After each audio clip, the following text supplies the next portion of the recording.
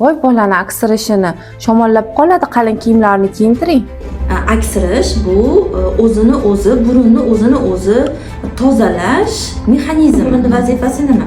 U havoni tozalaydi, havodan oqim hosil qilib beradi, uni namlaydi, sovutadi, ilitadi va hokazo. Ya'ni zarur changdan tozalaydi. Yig'ilib qolgan o'sha changlarni aksirish orqali burundan tashqariga chiqaradi. To есть bu himoyalanish, tozalanish mexanizmi. O'shaning uchun aksirish bu norma.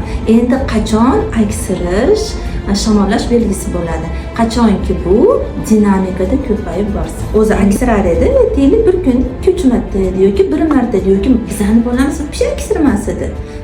Endi 2-3 edi, endi 5-6 ta bo'lib qoldi. Yoki bitta apchib qilib qo'yardi, endi apchap bo'lib qoldi. To есть dinamikasini kuzatamiz. Bu bitta variant. Ikkinchisi albatta o'zidan o'zi bo'lmaydi. Bizda infeksiya o'chog'i bo'lishi kerak, kimlardir yuqishi kerak. Shamollash hech qachon o'zidan o'zi bo'lmaydi. Albatta kimlardir yuqadi. Tim bo'lsa chaqaloqda. Ya'ni uyda kimdir yo shamollagan, yo uyga mehmon kelgan, yoki mehmonga borilgan yoki bu joyga aylanishga chiqqan. O'zini immuniteti bor, lekin juda ham sodda.